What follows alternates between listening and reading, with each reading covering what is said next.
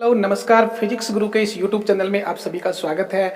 हम लोग special theory of relativity की सीरीज कर रहे हैं और ये तीसरा वीडियो जो है स्पेशल थ्योरी ऑफ रिलेटिविटी का हम लोग आज लेकर आए हैं।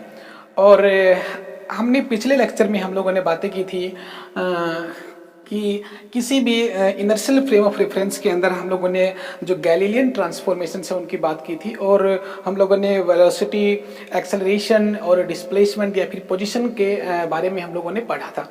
और हम लोगों को वहाँ पे एक बहुत ही अच्छा रिजल्ट हमको मिला था कि जो एक्सेलरेशन होती है वो सभी फ्रेम में क्या होती है, सेम होती है। एक्सेलरेशन एक्स एक्सिस में, वाई एक्सिस में और जेड एक्सिस में सेम कंपोनेंट रखती है, सेम होती है। और बाकी जो पोजीशन के अंदर जो है एक्स वाला कंपोनेंट चेंज हो जाता है, वेलोसिटी का कंपोनेंट है वो चेंज हो जाता है, ठीक है ना। लेकिन अभी तक जो हम लोग पढ़ाई कर रहे थे, हम लोगों ने पिछले 2 वीडियो में पढ़ाई करी है, उस सभी के अंदर हम लोगों ने जो गैलीलियन ट्रांसफॉर्म पढ़ा, वो गैलीलियन ट्रांसफॉर्म केवल तभी वैलिड रहेगा जब आपके जो पार्टिकल्स हैं उनकी स्पीड जो है वो क्या होगी, incomparable to speed of light. यानी जब पार्टिकल की स्पीड जो है बहुत कम होती है तो उस केस में जो है आपका गैलीलियन ट्रांसफॉर्म काम करता है, ठीक है ना। लेकिन जब हम लोग थोड़ा सा आगे बढ़ते हैं, जब हम लोग बात करते हैं कि भाई हमारे पार्टिकल की जो स्पीड है या फिर कोई पार्टिकल किसी फ्रेम में है और उसकी जो वेलोसिटी है वो comparable to velocity of light है, लाइट की वेलोसिटी के बराबर है, तो उस केस में हमारे गैलीलियन ट्रांसफॉर्म्स काम नहीं करते हैं। ये चीज़ जो है एक एक्सपेरिमेंट से हम लोगों को पता चली थी, तो आज हम लोग थोड़ा बहुत उसके बारे में डिस्कस करेंगे और ज़्यादा जो है रिजल्ट्स के ऊपर हम लोग ज़्यादा ध्यान देंगे। बड़े बड़ी derivations general theory of relativity और या फिर हम लोग स्पेशल थ्योरी ऑफ रिलेटिविटी में बोलें तो वो बड़े बड़े जो डेरिवेशंस हैं वो हमें नहीं करने हैं, क्योंकि हमें केवल एग्जाम्स में 4 ऑप्शन में एक को टिक लगाना है। तो हमें डेरिवेशंस कहाँ से आए, कैसे आए, हमें उससे कोई मतलब नहीं है। कॉम्पिटिटिव एग्जाम के लिए हम लोगों को वो रिजल्ट्स ज़्यादा मैटर करते हैं क्वेश्चंस को सोल्व करने में, ठीक है। तो आज हम लोग एक छोटा सा टॉपिक और डिस्कस करते हैं, इनवेरिएंस ऑफ न्यूटन्स लॉ। कि भाई न्यूटन्स के जो लॉ हैं उनका इनवेरिएंस चेक करते हैं कि भाई जो न्यूटन्स के लॉ हैं क्या वो हर फ्रेम में लग सकते हैं। जितने भी इनर्शियल, हम लोग इनर्शियल फ्रेम्स की बात कर रहे हैं, और जितने भी इनर्शियल फ्रेम हैं उन सभी के अंदर न्यूटन्स के लॉ जो हैं, यानी मैकेनिक्स के जितने भी लॉ हैं, कंजर्वेशन ऑफ मोमेंटम है, कंजर्वेशन ऑफ एनर्जी है, या फिर एंगुलर मोमेंटम का कंजर्वेशन है, ये सब जो है लॉ मैकेनिक्स के जितने भी लॉ हैं ये हर इनर्शियल फ्रेम के अंदर बराबर लगेंगे। ये सारे एक जैसे होंगे, इनमें कोई अंतर नहीं होगा। जैसे कि अगर मैं बात करूं कि अगर कोई आपका एक दूसरा फ्रेम है जो कि कांस्टेंट वेलोसिटी से मूव कर रहा है और हमारा फ्रेम रेस्ट पे है, तो जो फोर्स का जो लॉ है, न्यूटन्स का जो लॉ है, हमारे फ्रेम में लगेगा वही उस फ्रेम में लगेगा। मान लीजिए कि मैं यहाँ पे खड़ा होकर इस पेन को यहाँ से, इस कैप को यहाँ से नीचे डालता हूँ तो ये कैप सीधा जाके मेरे पैर पे लगेगा। तो सेम सिचुएशन को अगर मैं किसी कांस्टेंट मूव करता हुआ फ्रेम वहाँ पे जाके एक्सपेरिमेंट करूँ तो उस सिचुएशन में भी अगर मैं पेन को वैसे ही छोड़ता हूँ तो ये पेन वहीं पे जाके गिरेगा, उसी जगह पे जाके लगेगा पैर पे, ठीक है। तो ये जो है आपका एक न्यूटन्स लॉ जो है आपके, उनका इनवेरिएंस होता है कि भाई सभी फ्रेम्स में जो है आपका न्यूटन का जो लॉ है बराबर बराबर क्या करता है, काम करता है, ठीक है ना। उसमें कोई बड़ा चेंज नहीं आएगा, ठीक है ना। यानी अगर मान लीजिए कि मैं यहाँ रेस्ट वाले फ्रेम में खड़ा हूँ और अगर मैं चाय पी रहा हूँ, तो अगर मैं किसी कांस्टेंट मूव करते हुए फ्रेम में खड़ा हूँ तो वहाँ पे भी वैसा ही फील होगा जैसा कि मुझे इस फ्रेम में फील हो रहा है। तो all the inertial frames are मतलब सभी इनर्शियल फ्रेम्स के अंदर आपके न्यूटन्स के लॉ, मैकेनिक्स के लॉ जो होते हैं इक्वल काम करते हैं, ठीक है ना। तो उसके लिए थोड़ा सा हम लोग समझा देते हैं आपको। देखिए मान लीजिए हमारे पास में एक फ्रेम एस फ्रेम है आपका, ये वाला, और एक ये आपका एस डैश फ्रेम है, और आपका जो एस डैश फ्रेम है वो v वेलोसिटी से, कांस्टेंट वेलोसिटी से अलोंग द x डायरेक्शन जो है वो मूव कर रहा है। यहाँ पे x प्राइम और y प्राइम कोऑर्डिनेट मान लेता हूँ, यहाँ पे x y मान लेता हूँ, ये ओरिजिन O हो गया, ये आपका O प्राइम हो गया। ये वाला रेस्ट फ्रेम है, ये वाला कांस्टेंट वेलोसिटी से मूव करने वाला फ्रेम है। तो इस फ्रेम के लिए ये वाला फ्रेम इनर्शियल फ्रेम माना जाएगा और इस फ्रेम के लिए ये वाला फ्रेम इनर्शियल फ्रेम माना जाएगा, ठीक है। अच्छा, अब जो है यहाँ पे अगर कोई पार्टिकल है, रेस्ट पे है, ठीक है ना, अगर कोई पार्टिकल रेस्ट पे है, उस पार्टिकल का मास अगर m है तो उस पे लगने वाला फोर्स जो है F इज इक्वल टू क्या होगा, ma होगा। F इज इक्वल टू क्या होगा, ma होगा। अब देखिए अगर यहाँ पे पार्टिकल का मास अगर m था तो यहाँ पे जो पार्टिकल है उसका पार्टिकल का मास अगर इस फ्रेम से देखूँ तो मैं मान लेता हूँ कि उसका m डैश, m प्राइम मान लेता हूँ, ठीक है ना। और एक्सेलरेशन इस फ्रेम में आपकी ए है, तो इस फ्रेम में मैं उसको ए प्राइम मान लेता हूँ, ठीक है ना। तो यहाँ पे जो इस वाले फ्रेम से अगर चेक करें तो फोर्स का जो फॉर्मूला होगा F dash is equal to M dash और ए डैश, एम डैश और ए डैश, ठीक है ना। तो जो आपके जो गैलीलियन ट्रांसफॉर्म की बात कर रहा हूँ, अगर आपकी वेलोसिटीज बहुत कम होती हैं, यानी ये कांस्टेंट वेलोसिटी जो मैंने मानी है ये v बहुत कम है, ठीक है ना, जो जनरल लाइफ डेली लाइफ में हम लोग यूज करते हैं, तो उस केस में देखें अगर हम, तो मास में जो है कोई चेंज नहीं आता है। अगर हम लोग उस फ्रेम से देखें या फिर इस फ्रेम से देखें तो जो बॉडी का जो मास है वो क्या रहता है, सेम रहता है। तो मैं यहाँ पे मान सकता हूँ कि जो एम प्राइम है, एम प्राइम हो किसके बराबर होगा, वो एम के बराबर होगा। किसके बराबर होगा, एम के बराबर होगा। सिमिलरली अगर इस फ्रेम में पार्टिकल रेस्ट पे, ये वाला रेस्ट फ्रेम है, तो यहाँ पे बॉडी या पार्टिकल का एक्सेलरेशन जीरो होगा। अगर बॉडी रेस्ट में है तो उसका एक्सेलरेशन वैसे भी जीरो है। और इस फ्रेम में आप देख पा रहे हैं कि पार्टिकल की वेलोसिटी भी कांस्टेंट है, तो वेलोसिटी जब कांस्टेंट होती है तो उसका एक्सेलरेशन भी क्या माना जाएगा, जीरो माना जाएगा। तो यहाँ पे जो फोर्स है, तो यहाँ पे जो है आपका मास कितना होगा, m माना जाएगा, और एक्सेलरेशन आपका a ही माना जाएगा, यानी दोनों में एक्सेलरेशन सेम है। तो एक्सेलरेशन दोनों में सेम है और मास दोनों में सेम है, तो F इज इक्वल टू मैं क्या कह सकता हूँ, F डैश कह सकता हूँ। यानी जो फोर्स यहाँ पे लग रहा था पार्टिकल का इस फ्रेम से, वही आपका फोर्स जो है उस फ्रेम से लग रहा है। यानी दोनों ही फ्रेम से अगर हम देखें तो फोर्स जो है वो इक्वल लग रहा है। इसका मतलब जो न्यूटन्स का जो लॉ है वो आपका इनवेरिएंट होता है under the Galilean transformation. Newton's के लॉ जो है वो क्या करते हैं, इनर्शियल फ्रेम्स में, सभी इनर्शियल फ्रेम में इक्वल काम करते हैं, ठीक है ना। अच्छा, ये तो हुई आपकी गैलीलियन ट्रांसफॉर्म की बात।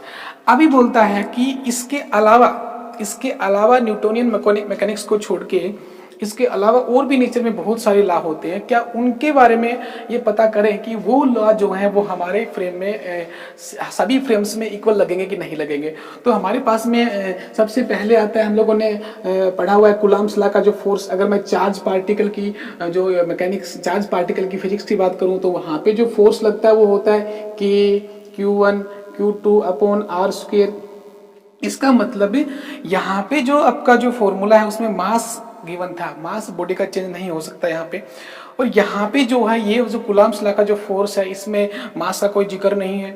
इसके अलावा ये पार्टिकल जो है रिलेटिविस्टिक पार्टिकल, बहुत छोटे छोटे पार्टिकल्स होते हैं, ठीक है ना।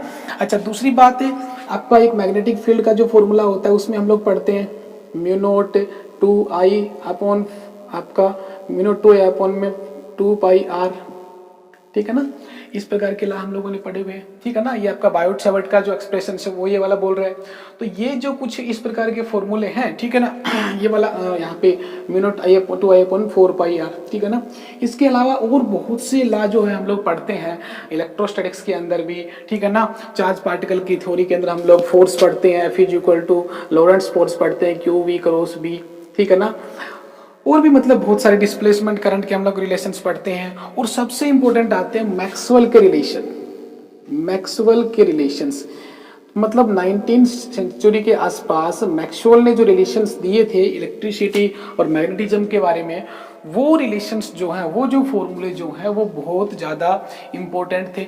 अगर हम लोग माने कि भाई ये वाले जितने भी आपके लॉज हैं, ये वाले जितने भी आपके लॉज होंगे, ये हमारे उसमें कितना काम करते हैं वो हम लोग देखना चाह रहे हैं, ठीक है। ये जो है हम लोग चेक करना चाह रहे हैं कि ये वाले जितने भी लॉ हैं, मैक्सवेल के रिलेशंस है या फिर और कोई आपके नेचर के लॉ है, क्या ये भी हमारे गैलीलियन ट्रांसफॉर्म के अंदर यहाँ पे इनर्शियल फ्रेम्स में क्या ये वेरिएंट होते हैं। तो हमने मैकेनिक्स के जो लॉ है, न्यूटन्स मैकेनिक्स के जो लॉ है वो हमने देखे कि वो आपके कैसे होते हैं, इनवेरिएंट होते हैं। कैसे होते हैं, इनवेरिएंट होते हैं। लेकिन ये जितने भी लॉ है आपके, ये क्या होते हैं, वेरिएंट होते हैं। क्या होते हैं, वेरिएंट होते हैं। मतलब ये तो चेंज होंगे, ठीक है ना। ये वाले तो क्या होंगे, चेंज होंगे। इनको अगर हम लोगों ने इस वाले फ्रेम के ऊपर या फिर इस वाली थ्योरी पे काम करवाया तो देखा कि ये वाले जो लॉ है यहाँ पे फेल हो रहे हैं, ठीक है ना। तो जो आपका जो गैलीलियन का जो ट्रांसफॉर्मेशन था वो केवल मैकेनिक्स के लिए ही एप्लीकेबल हो पाया, ठीक है ना। ये था आपका न्यूटन को छोड़ के बाकी जितने भी लॉ हैं फिजिक्स के, वो यहाँ पे क्या हो रहे हैं, वेरिएंट हो रहे हैं, ठीक है। क्लियर है। अच्छा, अब जो है इस चीज को संभालने के लिए, इस चीज को समझने के लिए क्या किया गया, एक एक्सपेरिमेंट किया गया, फेमस एक्सपेरिमेंट हुआ। ठीक है ना। तो उस एक्सपेरिमेंट का जो नाम है वो क्या है, माइकलसन मोरले एक्सपेरिमेंट, ठीक है ना। सबसे इंपॉर्टेंट एक्सपेरिमेंट उस टाइम का, जिसके ऊपर सभी लोगों की आस थी, सभी लोग उसके बारे में सोच रहे थे कि भाई क्या होगा क्या नहीं होगा। वो जो एक्सपेरिमेंट था, अगर उस एक्सपेरिमेंट्स के रिजल्ट्स अगर हमको मिलेंगे तो वहाँ पे हम लोगों को बहुत कुछ चीज़ों में बदलाव करना पड़ेगा, ठीक है ना। तो वो एक्सपेरिमेंट किए गए माइकलसन मोरले के द्वारा। अब वो एक्सपेरिमेंट क्या है, कैसे होता है, वो थोड़ा सा हम लोग उसका आइडिया ले लेते हैं। हमें कंप्लीट उसका डेरिवेशन नहीं सीखना है, उसका केवल आपको थोड़ा सा आइडिया देते हैं। तो माइकलसन मोरले ने क्या किया, यहाँ पे कोई ग्लास का उसने क्या लिया, ग्लास प्लेट, एक ग्लास प्लेट ले ली उसने, और उस ग्लास प्लेट के ऊपर जो है, उस ग्लास प्लेट के ऊपर उसने क्या किया है, थोड़ा सा उसने क्या किया, लाइट जो है वहाँ पे उसने डाली, ठीक है ना। क्या डाली, उस ग्लास प्लेट पे जो है उसने लाइट जो है वहाँ पे डाली। लाइट का सोर्स यहाँ पे रखा उसने, और यहाँ से लाइट के सोर्स से लाइट जा रही है, ऐसे स्ट्रेट लाइन में जाती है, और यहाँ पे रिफ्लेक्ट होने के बाद में कहाँ जाती है, ऊपर की तरफ चली जाती है, ठीक है ना, इस तरफ। और यहाँ पे मैंने एक मिरर लगा दिया है, प्लेन वाला मिरर, ठीक है। कुछ लाइट का जो हिस्सा है वो इसमें से पार होके आगे की तरफ भी जाना चाहिए, ठीक है ना। और फिर क्या होता है कि लाइट वापस आती है यहाँ पे, ठीक है, टकरा के। आपको पता है कि जब मिरर के ऊपर अगर नॉर्मली लाइट फॉल होती है तो अपने रास्ते पे वापस आती है, तो ये लाइट रिफ्लेक्ट होकर वापस आएगी तो फिर यहाँ पे टकराने के बाद में कुछ हिस्सा जो है इधर चला जाएगा, कुछ हिस्सा इसमें से निकल के नीचे की तरफ आ जाएगा, ठीक है ना। अब देखो, जो ये वाली जो लाइट यहाँ पे गई थी क्रॉस होके, कुछ परसेंट लाइट यहाँ पे, फिर मैंने एक मिरर यहाँ पे रख दिया है, तो ये वाला मिरर से लाइट टकरा के फिर वापस रिफ्लेक्ट होगी अपने रास्ते पे, यहाँ पे आएगी। यहाँ पे आने के बाद में कुछ लाइट जो सीधी निकल जाएगी, कुछ लाइट फिर नीचे की तरफ रिफ्लेक्ट होके जाएगी, ठीक है ना। तो यहाँ पे जो लाइट जो हमको ऑब्जर्व हुई, ठीक है, यहाँ पे जो लाइट ऑब्जर्व हुई, उस लाइट के बारे में स्टडी किया गया, ऑब्जर्वेशंस ली गई, माइक्रोस्कोप से इसको पढ़ा गया कि भाई ये जो लाइट जो आ रही है हमारे पास में, इसके क्या मतलब फेज क्या है उस लाइट का, वो लाइट कैसे पहुंच रही है हमारे पास में। तो उन लाइट्स के बारे में जब ऑब्जर्वेशन ली तो हमारे को वहाँ पे क्या मिला, हमको वहाँ पे यहाँ पे डिफरेंट टाइप का एक फ्रिंज मिला, ठीक है ना, एक फ्रिंज पैटर्न जिसको हम लोग बोलते हैं, फ्रिंज का एक पैटर्न सा मिला। तो वो जो फ्रिंज का जो पैटर्न है, उस पैटर्न को स्टडी किया गया, और अगर उस फ्रिंज के पैटर्न में अगर चेंजमेंट आता है, भाई यहाँ से यहाँ पे लाइट जाती है और वापस आती है, तो मान लेते हैं कि ये डिस्टेंस अगर L है, तो लाइट यहाँ से यहाँ तक जाती है और फिर वापस आती है, तो उस केस में लाइट ने कितना डिस्टेंस ट्रेवल किया जाने में और आने में, कितना उसको टाइम लगा आने जाने में, तो वो सिस्टम उसने क्या किया, पूरा का पूरा यहाँ पे कैलकुलेट किया। और फिर उसने इस सिस्टम के लिए, वाई एक्सिस वाले के लिए, लाइट जाने में और आने में, भाई मान लो ये वाली डिस्टेंस भी L ही है, तो जाने में और आने में कितना टाइम लगा। तो जब दोनों को जो अलग अलग ऑब्जर्व किया गया, तो उससे पता चला कि दोनों के अंदर कुछ ना कुछ फ्रिंज में क्या आ रहा है, चेंज आ रहा है। फ्रिंजेस जो है वो अलग अलग आ रहे हैं, डिफरेंट आ रहे हैं, ठीक है। और जो रिजल्ट्स फाइनली निकल के ये आया कि जो वेलोसिटी जो है वो आ रही है 0, मतलब वेलोसिटी ऑफ पार्टिकल जो उनका जो डिफरेंस है वो क्या आ रहा है, 0 आ रहा है, मतलब सेम, मतलब सिचुएशन में कोई फर्क नहीं पड़ रहा है। अच्छा, इस एक्सपेरिमेंट को करने के लिए एक थ्योरी उसने अपने खुद से वहाँ पे अजम्पशंस लगाए थे वहाँ पे। उसका कहना ये था कि इस पूरे यूनिवर्स के अंदर एक ऐसा मीडियम जो है फैला हुआ है, ठीक है ना, एक ऐसा मीडियम जो है इस यूनिवर्स में फैला हुआ है। उस मीडियम को उसने ईथर मीडियम बोला था, ठीक है ना, क्या बोला था, ईथर मीडियम बोला था। तो वो मीडियम जो है वो इस यूनिवर्स में फैला हुआ है, वो मीडियम दिखाई नहीं देता हमको, कैसा होता है वो उसने नहीं बताया, लेकिन उसने बोला कि एक मीडियम होता जरूर है, कंसिडर किया गया। और उसने उस मीडियम की जो डायरेक्शन है वो फिक्स कर दी कि भाई हो सकता है कि मीडियम एक्स डायरेक्शन में कॉन्स्टेंट स्पीड से मूव कर रहा है। तो उस मीडियम के अंदर उसने अर्थ के फ्रेम को स्टडी किया कि भाई अर्थ के फ्रेम से देखें तो उस मीडियम की वेलोसिटी कितनी होनी चाहिए, या फिर उसके फ्रेम से देखें तो अर्थ की वेलोसिटी कितनी होनी चाहिए। तो इस एक्सपेरिमेंट को करने के लिए उसने क्या किया, दो अलग अलग सिचुएशन में, दो क्या मतलब बहुत बार एक्सपेरिमेंट को रिपीट किया कि अगर भाई यहाँ पे मान लीजिए कि ये आपका सन है और अगर यहाँ पे अर्थ है, तो अर्थ की वेलोसिटी इस वक्त इस साइड में है, और हमने ईथर जो मीडियम है आपका उसकी वेलोसिटी भी इधर ही मान ली है। तो हो सकता है कि इस वक्त एक्सपेरिमेंट में कुछ चेंज इसलिए नहीं आ गया हो, इसलिए चेंज आ गया हो कि भाई दोनों एक ही डायरेक्शन में है। तो हम लोगों ने इस एक्सपेरिमेंट को दोबारा यहाँ पे दोहराया कि यहाँ पे अर्थ की वेलोसिटी ऊपर की साइड में है और आपका ईथर अभी इसी साइड में मूव कर रहा है। फिर हमने उस एक्सपेरिमेंट को यहाँ पे दोहरा के देखा कि भाई इस बार तो अर्थ की स्पीड की डायरेक्शन, वेलोसिटी की डायरेक्शन इस बार इस तरफ है और हमारा जो ईथर मीडियम है वो इधर ही जा रहा है। तो सभी केस में जब उसने साल के अलग अलग टाइम पे अलग अलग महीने में एक्सपेरिमेंट किया तो उसने रिजल्ट जो है उसको सेम मिला, यानी उसको रिजल्ट्स में कोई चेंज आता दिखा नहीं। तो जो वो कोशिश कर रहा था कि भाई ये जो ईथर जैसा मीडियम हो सकता है और उस वजह से कुछ उसको एक्सपेरिमेंट में अच्छे रिजल्ट्स मिलेंगे, तो वो सब जो है फेल हो गया। ठीक है ना, ये रिजल्ट्स में चेंज अगर उसको मिलता तो हम लोग मान लेते, लेकिन ये तो हर साइड में अगर कहीं भी एक्सपेरिमेंट करके देखा उसने तो उससे कोई फर्क नहीं आया। इसका मतलब ईथर नाम का कोई भी मीडियम जो है वो एग्जिस्ट नहीं करता है और ये एक्सपेरिमेंट वहीं पे फेल हो गया। पूरा बहुत ज़्यादा टाइम लगा इस एक्सपेरिमेंट को करने में, तो इस एक्सपेरिमेंट का रिजल्ट जो हमको जीरो मिला, तो हमें उससे कुछ नहीं मिला तो क्या हुआ, फिर हम लोगों ने क्या किया कि भाई ऐसा कर लेते हैं कि ये तो बात यहाँ पे फेल हो गई है, तो अब जो बाकी के जो आपके जो लॉ हैं, मैकेनिक्स के जो लॉ हैं उनको छोड़ के बाकी के जो लॉ हैं उनका क्या होगा। बाकी जो लॉ चल रहे थे आपके ऑप्टिक्स के जो रूल हैं वो वाले, या फिर आपके इलेक्ट्रिसिटी के, मैग्नेटिज्म के जो रूल हैं, मॉडर्न फिजिक्स के जो रूल हैं उनका क्या होगा। तो वहाँ पे फिर आइंस्टाइन भाई साहब आए।